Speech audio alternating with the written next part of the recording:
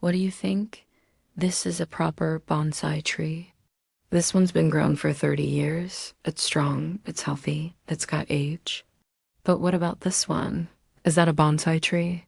Well, it looks like a bonsai tree, but I don't know if it is a bonsai tree because it has no history. We don't know how old it is, and we don't know how it was grown.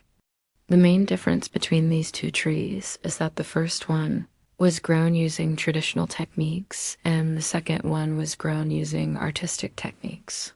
And those two things are not the same thing. You see, when it comes to growing bonsai, there are two different ways of doing it. There's the traditional way and there's the artistic way. And those two things are not the same thing. In fact, they are so different that I would go as far as to say that one of them is not even bonsai at all. Let me explain. The way that we grow our bonsai is the traditional way.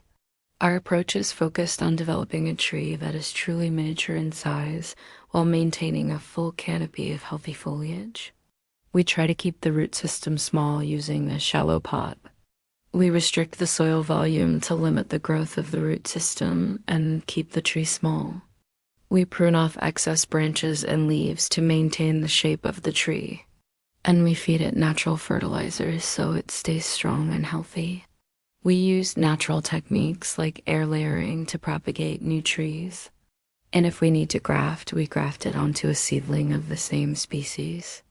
That's how we grow our bonsai, keeping them naturally small using natural techniques that have been developed over centuries. And then there's the other way of growing bonsai, the artistic way. In this approach, the goal isn't to develop a naturally healthy bonsai, it's to make something that looks like a bonsai. With this method, it doesn't matter if the tree is 100 years old, it just matters if it looks 100 years old. It doesn't matter if the tree is strong and healthy, it just matters if it looks strong and healthy. And it doesn't matter if the tree is grown using natural methods, it just matters if the tree looks like it was grown using natural methods. So how does an artist make something look like a bonsai without actually growing it like a bonsai? They use stimulants, chemical solutions that mimic the effects of natural processes.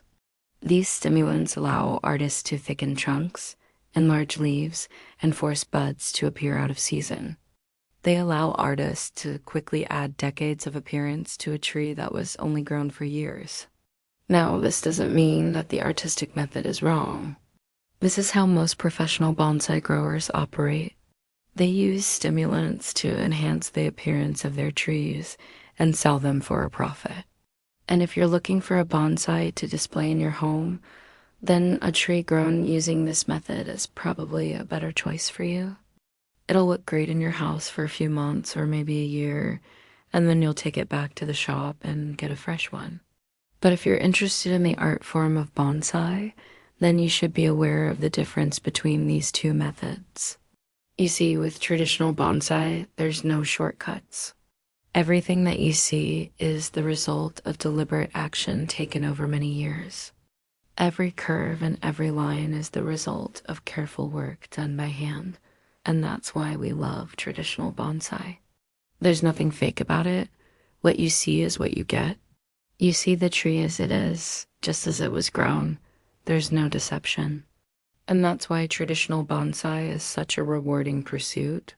It's not easy, but the results are incredibly satisfying.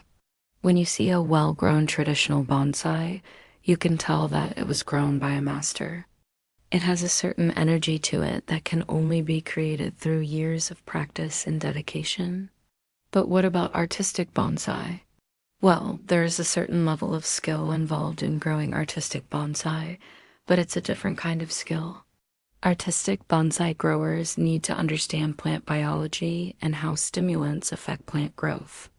They need to know how to apply fertilizers, how to prune, how to wire, and how to graft.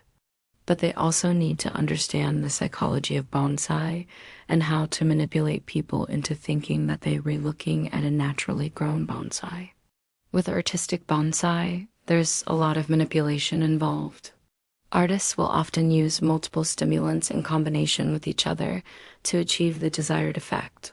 For example, They might use one stimulant to thicken the trunk of the tree and another stimulant to make the leaves look older.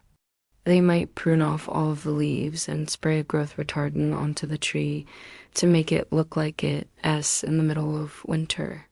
And they might wire the branches into place and then bury the wires under the soil to hide them.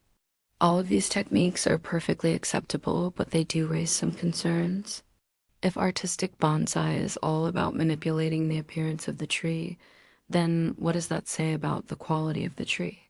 If you were to dig up the root ball of an artistically grown bonsai, would you find a healthy root system, or would you find a mass of tangled roots that are barely holding on to life? If you were to remove the bark from the trunk of an artistically grown bonsai, would you find a dense, strong trunk, or would you find a hollow tube filled with sawdust?